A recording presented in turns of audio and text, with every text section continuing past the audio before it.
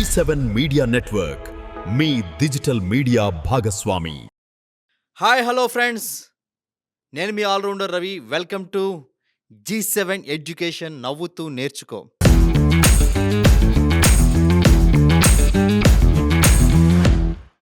ఈరోజు మనం చూస్తున్నాం ప్రతి ఒక్క వ్యక్తి కళ, ప్రతి విద్యార్థి కళ ఎలాగైనా గవర్నమెంట్ జాబ్ కొట్టాలి అని.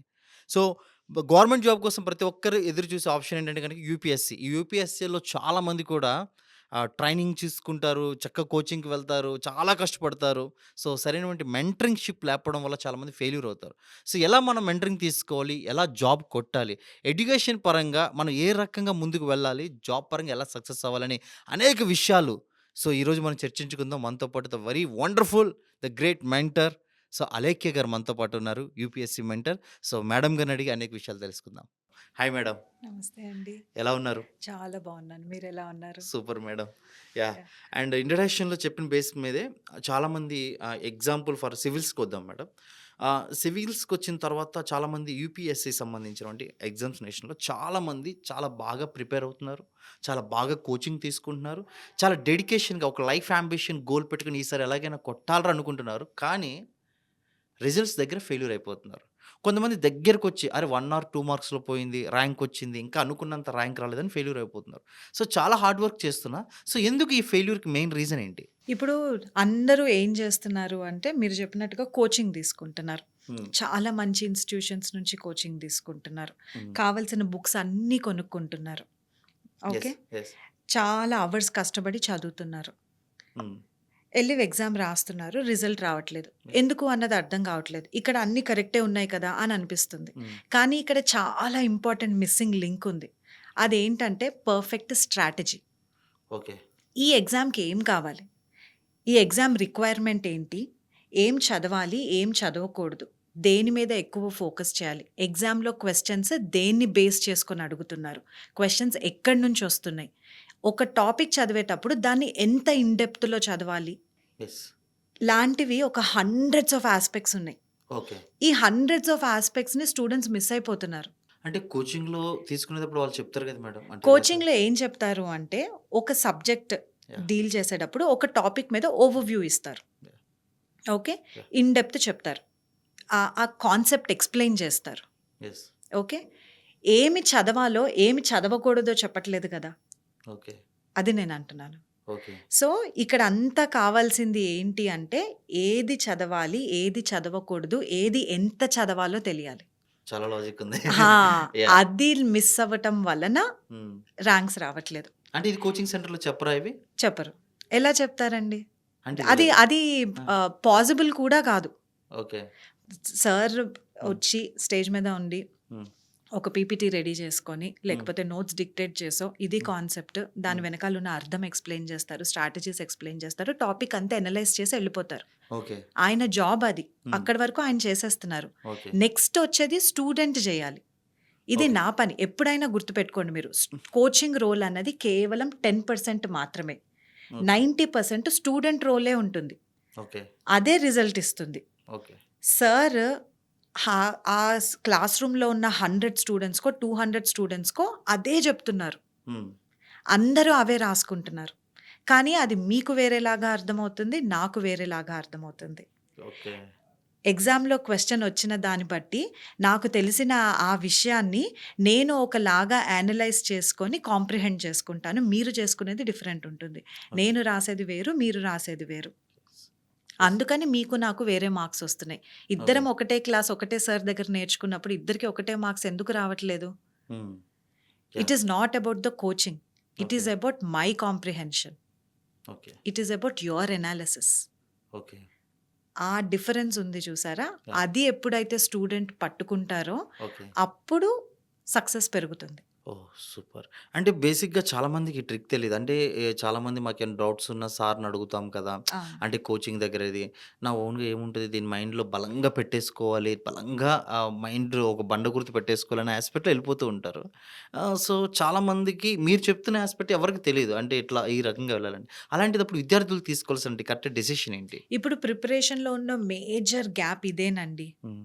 ఈ గ్యాప్‌ని ఫిల్ చేయడం కోసమే మెంటర్‌షిప్ అనేది చాలా ఇంపార్టెంట్. ఓకే. సో, ఎప్పుడైతే మీకు ఒక ఎక్స్‌పర్ట్ మెంటర్ మీ దగ్గర ఉంటారో, ఎప్పుడైతే మీ స్ట్రాటజీని కరెక్ట్‌గా బిల్డ్ చేస్తూ ఉంటారో, హ్మ్.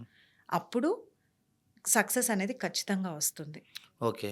అంటే మెంటర్‌షిప్పు వేరు అండ్ కోచింగ్ చెప్పేది separate complete that is difference ఉంటుంది. Completely different. Okay. Both are completely different. అంటే ఇప్పుడు నాకైతే గనక చాలామంది కామెంట్‌లో అనుకోవచ్చు అది కూడా తెలీదని. బేసిక్‌గా నాకైతే తెలీదు మేడం. అంటే మెంబర్‌షిప్ అంటే ఏదైతే గనక ఈ మెంటర్‌షిప్ కావచ్చు అండ్ కోచింగ్ 2 డిఫరెన్స్ అని తెలీదు. బేసిక్‌గా ఏంటంటే గనక గైడెన్స్ వాళ్ళే ఇస్తారు కదా! సార్ వాళ్ళు. అవును. అంటే అవును. మేము చదువుకునే టైంలో ఏంటంటే గనక మా సార్ వాళ్ళు "అరేయ్! ఇలా కాదురా ఇలా చదవాలని" ఆయనే చెప్పేవారు బోర్డ్ మీద క్లాసులు. ఆయనే మెంటరింగ్ చేస్తూ ఉండేవాళ్ళు. బట్ ఇది 2 డిఫరెంట్ అనమాట. యాహ్! అవును. ఓకే. అవును. సో, ఇప్పుడు మీకున్న డౌటే అండి యాక్చువల్‌గా చాలా మందికుంటుంది. యెస్. ఇప్పుడు నేను 1.5 లాక్ పే చేసి 8 హ్మ్. మంత్స్ హ్మ్. ఒక ఫుల్ టైమ్ కోచింగ్ క్లాసెస్ తీసుకున్నాను కదా! హ్మ్. ఇప్పుడు మళ్ళీ మెంటర్‌షిప్ అవసరం ఏంటి? హ్మ్. అన్నది ఒక చాలా మేజర్ డౌట్ ఉంటుంది. యెస్. అందరూ అర్థం చేసుకోవాల్సిన విషయం ఏంటంటే కోచింగ్ అనేది, మెంటర్‌షిప్ అనేది కంప్లీట్‌లీ డిఫరెంట్. హ్మ్. అందులో కవర్ చేసే యాస్పెక్ట్స్ వేరు. ఇందులో కవర్ చేసే యాస్పెక్ట్స్ వేరు. హ్మ్. కోచింగ్ అంటే ఇందాక చెప్పినట్టుగా ఒక క్లాస్ రూమ్‌లో 200 మంది స్టూడెంట్స్‌కి అదే కాన్సెప్ట్ ఓకే. ఎక్స్‌ప్లెయిన్ చేస్తున్నారు యెస్. సార్. ఒక సబ్జెక్ట్‌ని ఎక్స్‌ప్లెయిన్ ఒక చేస్తున్నారు. Subject explain right. చేస్తున్నారు. ఈ హ్మ్. పదానికి అర్థం ఏంటి? హ్మ్. ఇది ఎందుకొచ్చింది? హ్మ్. దీనివల్ల నెక్స్ట్ ఏం జరుగుతుంది? హ్మ్. కాన్సెప్ట్ చెప్తున్నారు. ఓకే. అయిపోయింది. హ్మ్. మెంటార్‌షిప్‌లో మీకు స్ట్రాటజీ ఇవ్వడం జరుగుతుంది. హ్మ్. For example? ఫర్ ఎగ్జాంపుల్ హ్మ్. నాకు హిస్టరీ వీక్. హ్మ్. ఓకే. జియోగ్రఫీ నా స్ట్రాంగ్ ఏరియా. ఓకే. హిస్టరీకి నాకు వీక్ కాబట్టి నేను ఎలా చదవాలి? హ్మ్. ఏ బుక్స్ నుంచి చదవాలి? అందరికీ ఒకటే బుక్స్ వర్కౌట్ అవ్వవు. ఓకే. ఇప్పుడు బుక్స్‌లో మేజర్‌గా స్టాండర్డ్ బుక్స్ అనేది ప్రతి సబ్జెక్ట్‌కి ఉంటాయి. అది ప్రతి ఒక్కళ్ళు కంపల్సరీ ఫినిష్ చేయాల్సిందే. యాహ్! కొన్ని కాన్సెప్ట్స్ కొన్ని బుక్స్‌లోంచి చాలా బావుంటాయి టాపిక్ వైస్. అవి ఆ బుక్స్ చదవాల్సిందే. అవి హ్మ్. మొత్తం ఇంటర్నెట్‌లో ఎక్కడ చూసినా మీకు లిస్ట్ వచ్చేస్తుంది. చదువుకునే ప్రతి స్టూడెంట్ దగ్గర ఈ లిస్ట్ ఆఫ్ బుక్స్ ఉంటాయి. ఓకే. ఇదంతా పక్కన పెట్టండి. నాకు హిస్టరీ రాదు, అర్థం కాదు. సో, నాకు ఇన్ డీటెయిల్ ఎక్స్‌ప్లెయిన్ చేసే ఒక టెక్స్ట్ బుక్ కావాలి గదా ఫస్ట్. ఓకే. అర్థమైంది.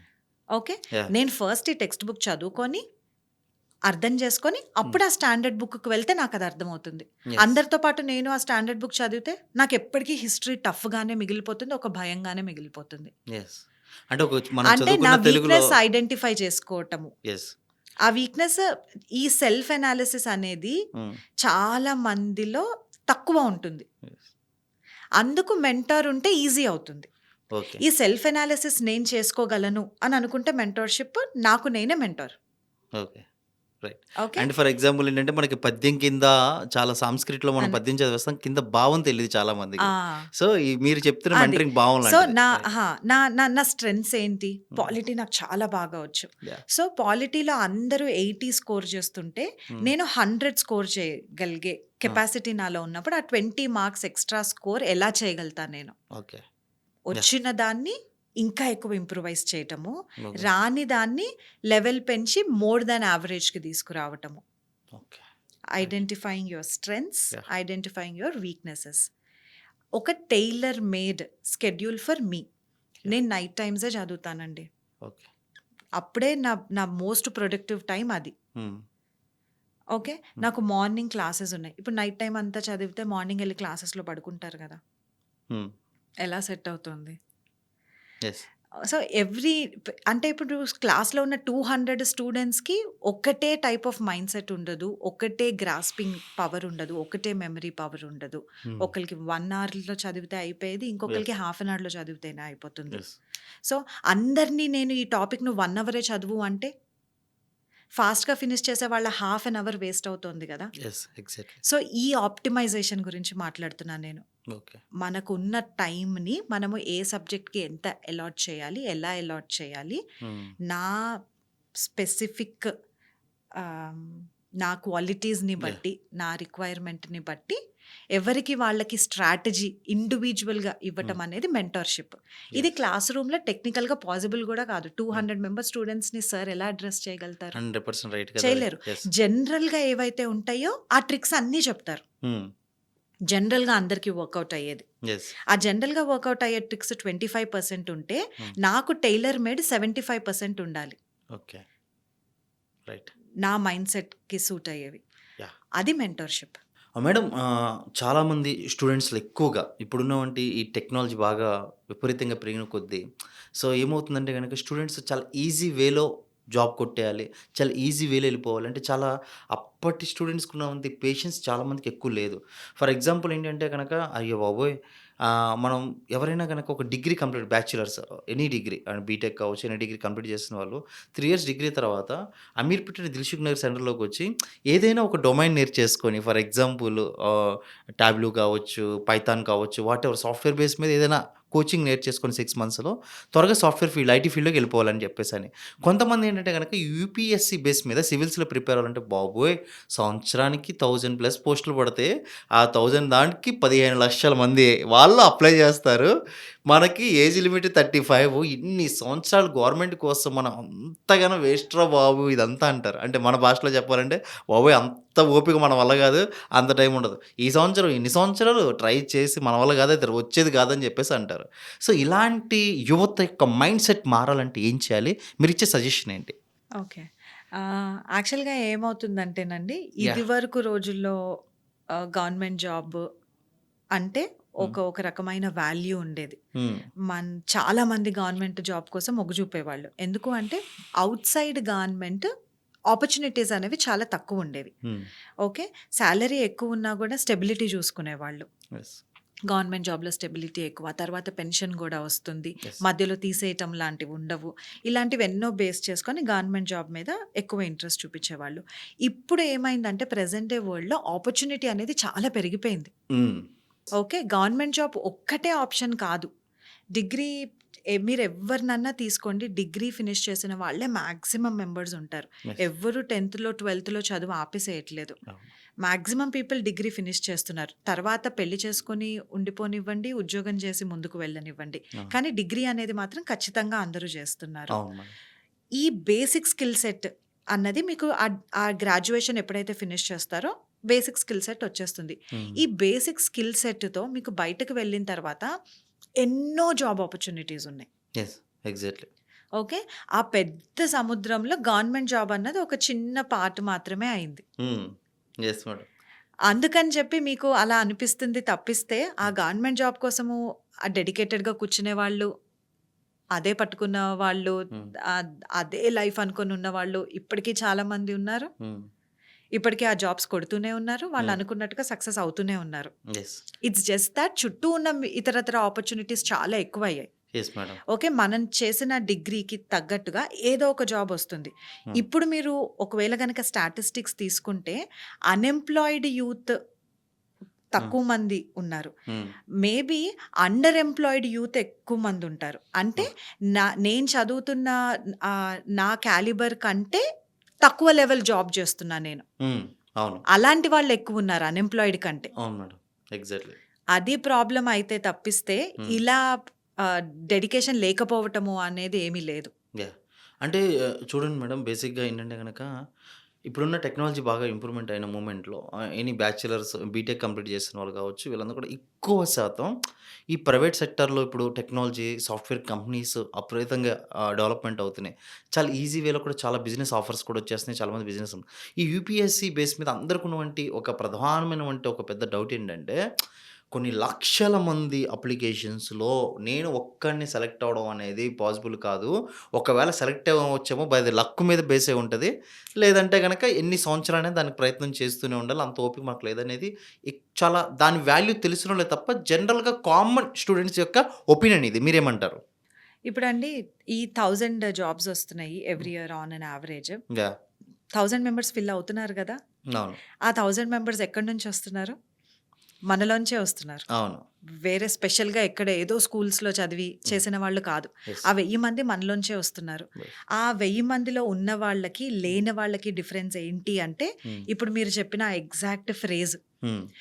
1000 ఉద్యోగాలకి 15,00,000 మంది అప్లై చేస్తూ ఉంటే నాకేమొస్తుందిలే, హ్మ్. లక్కుంటేనే వస్తుందిలే హ్మ్. అని అనుకోని చదివిన వాడికి, చదవని వాడికి రాదు. అవును. ఆ 1000లో ఒకటి నాది. యెస్. ఆ ఒక్కడిని నేను దానికోసం నేను చదువుతున్నాను అనుకోని చదివిన వాళ్ళు ఆ లిస్ట్‌లో ఉంటారు. హ్మ్. అదంతా మైండ్ సెట్ డిఫరెన్స్ అంతే. ఓకే. అలా ఎన్ని సంవత్సరాలు పేషెన్స్‌గా ఉండాలి మేడం ఇతను? ఎన్ని సంవత్సరాలు పేషెన్స్‌గా ఇప్పుడు ఫస్ట్ అటెంప్ట్‌లో క్లియర్ చేసిన వాళ్ళు ఉన్నారు. హ్మ్. సెకండ్ అటెంప్ట్‌లో క్లియర్ చేసిన వాళ్ళు ఉన్నారు. హ్మ్. యావరేజ్‌గా తీసుకుంటే 4 ఇయర్స్ అన్నది పడుతుంది ఖచ్చితంగా చేయటానికి. ఓకే. సో, మినిమమ్ ఆ పేషెన్స్ లెవెల్ ఉండాలి గదా! హ్మ్. ఇప్పుడు రేపు జాబ్‌లోకి వెళ్ళిన తర్వాత మనకొచ్చే రెస్పాన్సిబిలిటీ గూడా అలాంటిదే. హ్మ్. Yes madam. దానికోసం మనం ఇప్పటి నుంచి ఆ పేషెన్స్ అవ్వనివ్వండి, హార్డ్ వర్క్ అవ్వనివ్వండి, ప్రతిసారి మనం అనుకున్నట్టు సక్సెస్ రాకపోనివ్వండి, అవును. మన మీద మనకి కాన్ఫిడెన్స్ రీబిల్డ్ చేసుకుంటా ఉండనివ్వండి. అవును. ఇవన్నీ మనం ఇప్పటి నుంచే ఈ స్కిల్స్ అన్ని డెవలప్ చేసుకుంటున్నాము హ్మ్. అన్నది మాత్రమే యెస్. మనం చూడాలి. అంతేగాని ఫెయిల్ అవుతున్నాము, హ్మ్. లైఫ్‌లో వెనకబడిపోతున్నాము, హ్మ్. లేకపోతే కాన్ఫిడెన్స్ కోల్పోవటము లాంటివి చేయకూడదు. హ్మ్. యెస్. సో, మేడం ఇప్పుడు ఏంటంటే గనక బేసిక్‌గా ఇదే దీన్నే కంటిన్యూ చేస్తూ ఇప్పుడున్న జనరేషన్‌లో ఎక్కువ శాతం ఐటీ మీద ఎక్కువ మక్కువ అది ఈజీ చూపిస్తున్నారు. అండి. ఆ! ఎందుకంటే ఇప్పుడు మీరు చెప్పినట్టుగా జాబ్ అయిపోయిన డిగ్రీ అయిపోయిన వెంటనే హ్మ్. అశోక్ నగర్‌కో, హ్మ్. దిల్సుఖ్ నగర్‌కో, అమీర్‌పేట్‌కో వెళ్ళి హ్మ్. ఏదో ఒక కోర్స్ జాయిన్ అయిపోతే 3 హ్మ్. మంత్స్ లేకపోతే 6 మంత్స్. హ్మ్. ఇవి అయిపోయిన వెంటనే వాళ్ళే జాబ్ కూడా ఇప్పిస్తారు. హ్మ్. కొంతమంది బయటకు వెళ్ళి హ్మ్. ట్రై చేసుకుంటారు. హ్మ్. సో, నంబర్ ఆఫ్ జాబ్స్ ఎన్నున్నాయి అవి? 10 లాక్స్ ఉన్నాయి. హ్మ్. కాబట్టి చాలా ఈజీగా వచ్చేస్తున్నాయి. యెస్. ఏదో ఒక స్కిల్ సెట్ నేర్చుకొని, ఆ యెస్. స్కిల్ సెట్‌లో బేసిక్ ఎంట్రీ లెవెల్ అన్నది అయిపోతారు. హ్మ్. అక్కడి నుంచి వాళ్ళు హార్డ్ వర్క్ చేసుకొని, జాబ్‌లో అన్నీ నేర్చుకొని, హ్మ్. ఎవరి శక్తికి తగ్గట్టుగా వాళ్ళు ఇంప్రూవ్ అవుతూ ప్రమోషన్స్ తెచ్చుకుంటూ ముందుకెళ్తూ ఉంటారు. Yes madam. గవర్నమెంట్ అయ్యేసరికి ఏమవుతుంది అంటే, నంబర్ ఆఫ్ జాబ్సే చాలా తక్కువున్నాయి. హ్మ్. కంపీట్ చేసేవాళ్ళు సేమ్ ఇప్పుడు అక్కడ 10,00,000 జాబ్స్ ఉంటే 15,00,000 మంది ట్రై చేస్తుంటే 10,00,000కి జాబ్ వస్తోంది. యెస్. ఇక్కడ 1000 జాబులుంటే 15,00,000 మంది ట్రై చేస్తుంటే 1000 జాబులే వస్తున్నాయి. యెస్. ట్రై చేసేవాళ్ళు అంతమందే ఉన్నారు. హ్మ్. నంబర్ ఆఫ్ జాబ్స్ తక్కువ ఉండటం వల్ల సక్సెస్ రేట్ ఇక్కడ చాలా తక్కువుంది. యెస్. ఎగ్జాక్ట్‌లీ. సో, ఆ 1000 మందిలో నేను ఉండాలి అంటే ఏదో ఒక స్పెషల్ స్కిల్ నాలో ఉండాలి. అవును. ఆ స్పెషల్ స్కిల్ ఏంటో తెలుసా? హ్మ్. మేడం. తెలివితేటలు కాదు. హ్మ్. హార్డ్ వర్క్ కాదు. పర్సివరెన్స్. ఓకే. మళ్ళీ చెప్పండి మేడం. హ్మ్. ఆ స్పెషల్ స్కిల్ పర్సివరెన్స్. ఓకే. ఒక్కసారి ఓడిపోతే ఇది నా వల్ల కాదు అని వదిలేసే వాడికి యూపీఎస్సీ కాదు. Okay. UPSC is not meant for those people. చాలా కాన్ఫిడెంట్‌గా చెప్పారు మేడం. అండ్ చాలా అంటే ఈ యూపీఎస్‌సీ మీద కూడా చాలా ఒక భయమనేది చాలా మందికుంది మేడం. అంటే ఎంట్రన్స్ రాయేసి సక్సెస్ అవ్వడమే కష్టమని చెప్పేసి అంటున్నారు. అండ్ యూపీఎస్‌లో మనం ఇప్పుడు ఏదైతే గనక సివిల్స్ కావచ్చు, వాటెవర్ మీ గ్రూప్స్ కావచ్చు, దేనికి కావచ్చు. అసలు మనం ఐఏఎస్, ఐపీఎస్ క్యాడర్స్‌లో కావచ్చు, వేరే క్యాడర్స్‌లో మనం వెళ్ళాలన్నా యూపీఎస్‌సీ ఎంట్రన్స్ ఎగ్జామినేషనే చాలా టఫ్ ఉంటుంది అని చెప్పేసి అంటున్నారు. అలా భయంతో ఉన్న వారికి మీరిచ్చే సజెషన్ ఏంటి? ఇక్కడే మెంటర్‌షిప్ అన్నది చాలా ఇంపార్టెంట్ అవుతుందండి. యాహ్! ఎందుకంటే ఈ భయాన్ని మెంటర్‌షిప్ తీసేస్తుంది. హ్మ్. భయం ఎప్పుడొస్తుంది? ఆ ముందు ఉన్నది మన ముందు ఉన్న మనం హ్మ్. దేనికోసమైతే ప్రయత్నిస్తున్నామో హ్మ్. అది ఏంటో మనకి తెలియకపోతే, హ్మ్. ఆ తెలియని తనం నుంచి భయమొస్తుంది. ఓకే. ఓకే. ఎప్పుడైతే నాకు ఆ ఎగ్జామ్ ఏంటి? హ్మ్. ఆ ఎగ్జామ్ రిక్వైర్‌మెంట్ ఏంటి? హ్మ్. నేను ఏం చదవాలి? నేను ఏం చదవకూడదు? యెస్. ఓకే. వాళ్ళు క్వెషన్స్ ఏ తరహాలో అడుగుతున్నారు? హ్మ్. ఎక్కడి నుంచి అడుగుతున్నారు? ఓకే. ఈ ఎనాలిసిస్ అనేది నేను ఎప్పుడైతే చేసుకుంటానో, హ్మ్. దానికి తగినట్టుగా నా స్టడీ స్ట్రాటజీ అనేది ఉంటుందో, హ్మ్. అప్పుడు మీరు చెప్పిన కష్టం హ్మ్. ఉండదు. హ్మ్. భయం పోతుంది. యెస్. ఈ 2 పోతే కాన్ఫిడెన్స్ ఆటోమేటిక్‌గా పెరుగుతుంది. హ్మ్. నెక్స్ట్ ఏంటి? సక్సెసే గదా! Yes madam. ఖచ్చితంగా ఎగ్జామ్ మనం క్లియర్ చేస్తాము. సో, ఇదంతా ఒక ప్రాసెస్. అవును. ఇదంతా ఒక ఫ్లో. యెస్. ఏదో 10 బుక్కులు ముందు పెట్టుకొని కూర్చొని, రోజుకి 12 గంటలు హ్మ్. కష్టపడి చదివినంత మాత్రాన ఎగ్జామ్ క్లియర్ అవ్వట్లేదు. ఓకే. ఈరోజు మన దగ్గర ఉన్న స్టాటిస్టిక్స్ మనకు ఆ సంగతి చెప్తున్నాయి. హ్మ్. యాహ్! ఆ క్లియర్ చేస్తున్న వాళ్ళు ఏదో ఎక్స్‌ట్రా చేస్తున్నారు. ఆ ఎక్స్‌ట్రా ఏంటి అన్నది తెలుసుకోవటమే హ్మ్. ఈ రోజున ఫెయిల్ అవుతున్న స్టూడెంట్ చేయాల్సిన పని. యాహ్! దాని ఇందులో యూపీఎస్‌సీకి సంబంధించినటువంటి ఫస్ట్ అటెంప్టే ఏదో రకంగా పాస్ అయితే, సెకండ్‌ది దాదాపుగా ఎన్నో పేపర్ క్వెషన్స్ ఉంటదంట మేడం. అది ఇంకా టఫ్ అని చెప్పేసని. అంటే చాలామంది కూడా దీన్ని ఒక భయాందోళనకు గురి చేస్తారు హ్మ్. స్టూడెంట్స్‌ని. హ్మ్. సెకండ్ రౌండ్ ఉంటుంది. అది చాలా కష్టం. అది పాస్ అయితే ఇంక అంతే. ముందు అది పాస్ అవ్వరా తర్వాత నువ్వు ఐఏఎస్, ఐపీఎస్ అంటా ఉంటారు. కామెంట్ చేస్తుంటారు. సో, అవును. దీనిపై మీ ఒపీనియన్ ఏంటి మేడం? అదేనండి. ఆ! ఏదైనా ఆ! ఏదైనా అంతే. ఇప్పుడు ఆ! ఇది యూపీఎస్సీ ఎగ్జామ్ కనే కాదు. మన ఆ! లైఫ్‌లో ఏదైనా కూడా నా ఆ! టార్గెట్ ఏంటి? హ్మ్. దానికి నేను ఏం చేయాలి? హ్మ్. ఆ డెడికేషన్ లేకపోతే హ్మ్. యూపీఎస్సీ అనే కాదు ఎందులోనూ సక్సెస్ రాదు. హ్మ్. సో, ఖచ్చితంగా కొన్ని చేయాల్సిన సాక్రిఫైసెస్ ఉంటాయి. హ్మ్. కొంచెం చేయాల్సిన హార్డ్ వర్క్ ఉంటుంది. యెస్. స్మార్ట్ వర్క్ ఉంటుంది. Yeah. ప్రతీది మనకు తెలియాల్సిన అవసరం లేదు. Yes. Yeah. And కొన్ని మనకు తెలియని విషయాలు కూడా ఉంటాయి. Hmm. నాకు ఈ విషయం తెలీదు, ఇక్కడ నాకు బయట నుంచి హెల్ప్ కావాలి Hmm. అన్నది ఏ రోజైతే మనం ఈగో పక్కన పెట్టి యాక్సెప్ట్ చేస్తామో, Okay. అప్పుడు మనం ఎదుటి వాళ్ళు ఇచ్చే సలహాని Hmm. కరెక్ట్‌గా రిసీవ్ చేసుకోగలుగుతాము. Yes. లేకపోతే చాలామంది అంటారు, వచ్చిందిలే, చెప్పిందిలే, ఇవి మాత్రం మాకు తెలీదా? అందుకే రావట్లేదు సక్సెస్. Yes. ఎదుటి వాళ్ళు ఎప్పుడైతే ఎదుటి మనిషి దగ్గర ఏదో ఉంది, Hmm. వాళ్ళు ఏం చెప్తున్నారు అన్నది నాకు నేను ఎలా ఇంప్లిమెంట్ చేసుకోవాలి Hmm. అన్నది ఎప్పుడైతే నేను అర్థం చేసుకుంటానో, ఎప్పుడైతే నాకు అన్నీ తెలుసులే Hmm. అన్న ఈగో పక్కన పెడతానో, Hmm. అప్పుడే నేను మోర్ మెచ్యూర్డ్ పర్సన్గా ముందుకు వెళ్తాను. Super madam. యాహ్! రైట్. అంటే మీరు యాజ్ ఎ మెంటర్‌గా చాలా మంచి ఎడ్యుకేషన్ బేస్ మీద చాలా ఇస్తూ ఉంటారు. అంటే ఇప్పటి వరకు మనం మాట్లాడుకున్న సబ్జెక్ట్ వచ్చేసరికల్లా ఇన్ సబ్జెక్ట్ ఏంటి అనేది ఆ డెప్త్ యూపీఎస్సీ ఎంట్రన్స్ ఎగ్జామినేషన్స్ కావచ్చు, గ్రూప్ 1 ప్రిపరేషన్స్ కావచ్చు, సో మనకి మెంటరింగ్ ఎలా కావాలని కావచ్చు. ఇదంతా ఇన్ సబ్జెక్ట్ అంటే ఒక అడుగు వేసి లోపలికొచ్చిన తర్వాత, కానీ ఆ అడుగు వేసి లోపలికి అంటే గుమ్మం లోపలికో, చెరువు లోపలికో రాకుండా ఒడ్డున కూర్చున్నోళ్ళు కొంత బ్యాచ్ ఉంటారు మేడం. వాళ్ళు ప్రధానమైనటువంటి మెయిన్ వాళ్ళ మైండ్ సెట్స్ కూడా మీరు కొంచెం సజెషన్స్ ఇవ్వాలి. అరే ఇంత కష్టపడతాం, ఇన్ని చేస్తాం గానీ మాకు రిజర్వేషన్ లేదురా బాబు, మాకెందుకు వచ్చేది గవర్నమెంట్ జాబ్ అని చెప్పేసి అంటూ ఉంటారు. సో మెయిన్ ఏంటంటే రిజర్వేషన్ పెద్ద ప్రాబ్లమ్ అయిపోయింది గవర్నమెంట్ జాబ్ కొట్టండి. యూపీఎస్సీలో కష్టపడి తను ఎంత మెంటరింగ్ తీసుకుని ఎంత ట్రైనింగ్ చేస్తున్నా కూడా ఎండ్ ఆఫ్ ది డే ఒక రిజర్వేషన్ బేస్లో తను అనుకున్న వంటి సక్సెస్కి ఈ రిజర్వేషన్ అడ్డొస్తుందేమో అని ఒక భయంతో ఉంటారు. అలాంటి వారికి మీరు ఇచ్చే సజెషన్ ఏంటి? ఎవరైనా రిజర్వేషన్ బేస్లో జాబ్ కొట్టిన వాళ్ళు ఉన్నారా? ఏదైనా ఉపమాన రీతిలో ఎగ్జామ్స్లో చెప్పండి. ఇక్కడ 2 క్వశ్చన్స్ అండి మీరు అడిగింది. ఫస్ట్ ఒడ్డు మీద ఉన్న వాళ్ళ గురించి మాట్లాడదాము, ముందుకు వెళ్దామా లేదా అవును. అని. తర్వాత రిజర్వేషన్స్ గురించి కూడా Yes, మాట్లాడదాం. madam. ఓకే, ఈ ఒడ్డున ఉన్న వాళ్ళు are already failures.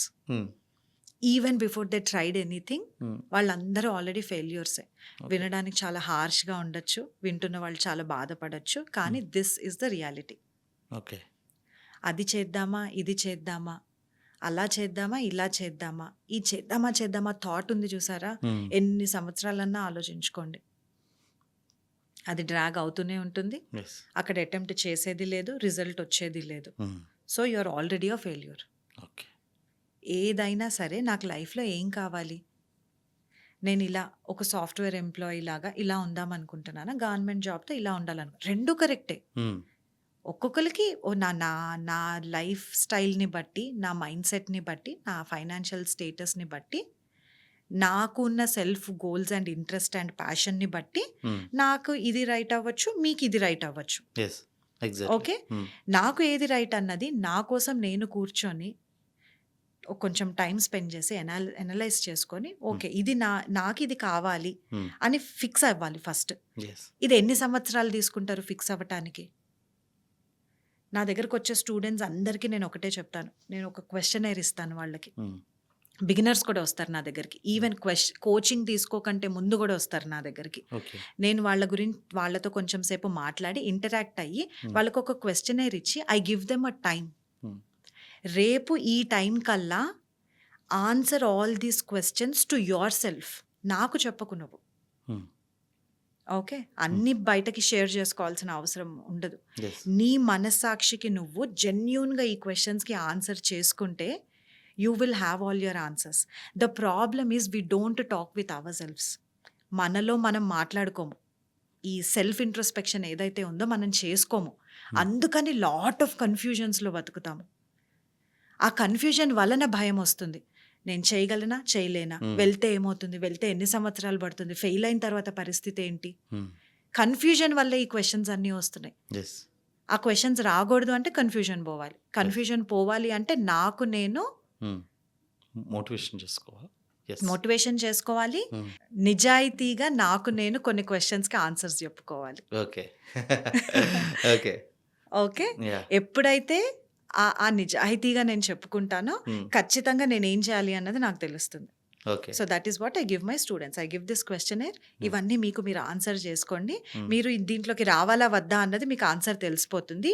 Yes are no answer నాకు చెప్పండి అంతే. Hmm. ఆ ఆన్సర్స్ వద్దు నాకు, ఫైనల్గా ఎస్ ఆర్ నోనో నాకు చెప్పండి. దానికి నేను టైం లిమిట్ ఇస్తాను. 2 రోజులు ఆలోచించవచ్చు, వారం ఆలోచించవచ్చు, 15 రోజులు ఆలోచించవచ్చు. ఆలోచన ఏముంది, చేస్తుంటే వస్తూనే ఉంటుంది. అలా కాదు, Hmm. Yeah. ఒక time limit. Yeah. After I have decided yes, okay. Then I will take up the student. అప్పుడు స్టార్ట్ అవుతుంది కోచింగ్ కావాలా అవసరం లేదా, ఎలాంటి కోచింగ్ కావాలి, ఇన్ డెప్త్ అనాలిసిస్ కావాలా, పైన చేస్తే సరిపోతుందా. సో ఇదంతా స్టూడెంట్ని బేస్ చేసుకొని, ఆల్రెడీ వాళ్ళ అకాడమిక్ బ్యాక్గ్రౌండ్ బేస్ చేసుకొని, వాళ్ళు ఫైనాన్షియల్గా ఎంత ఎఫర్ట్ చేయగలరు, టైం ఎంత ఎఫర్ట్ చేయగలరు, ఇవన్నీ బేస్ చేసుకొని ప్రతి స్టూడెంట్కి ఇండివిజువల్గా ఒక టైలర్ మేడ్ స్ట్రాటజీ ఇస్తాను. ఓకే.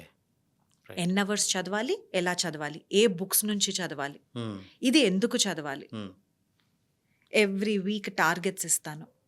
ఓకే. అది ఫినిష్ అయిపోయిన తర్వాత అది కరెక్ట్గా అయిందా లేదా అన్నది ఎండ్ ఆఫ్ ద వీక్ నేను మళ్ళీ నెక్స్ట్ స్కెడ్యూల్ ఇచ్చే ముందు అది టెస్ట్ చేస్తాను, కరెక్ట్గా చేశారా లేదా. ఎస్. ఇది కరెక్ట్గా అయితేనే we will move forward. I also take daily updates from them. ఈరోజు మీ వర్క్ ఇది, ఈ వర్క్ అంతా end of the day finish అయిందా లేదా. ఓకే, దాన్ని బట్టి నాకు ఏం తెలుస్తుంది అంటే, ఏదన్నా సపోజ్ కొంతమందికి వర్క్ పెంచొచ్చు, ఓ హీస్ చాలా ఫాస్ట్గా కోపప్ అయిపోతున్నారు, సో వాళ్ళకి వర్క్ పెంచుతాము. కొంతమంది కొంచెం స్లో ఉంటారు, అడ్జస్ట్ అవ్వడానికి టైం తీసుకుంటారు, వాళ్ళకి కొంచెం వర్క్ తగ్గిస్తాము. ఎందుకంటే మనం ఇస్తున్న డెడ్ లైన్స్ ఎప్పుడైతే మనం ఫినిష్ చేస్తూ ముందుకు వెళ్తూ ఉంటామో ఆటోమేటిక్గా మనలో కాన్ఫిడెన్స్ పెరుగుతుంది. ఓకే. ఓకే, ఈ చేయగలనా లేదా అన్న కన్ఫ్యూజన్ తగ్గి క్లారిటీ పెరుగుతూ ఉంటుంది.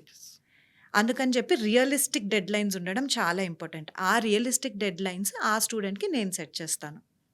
Super madam. The come to the point reservation. Coming to the point of reservations.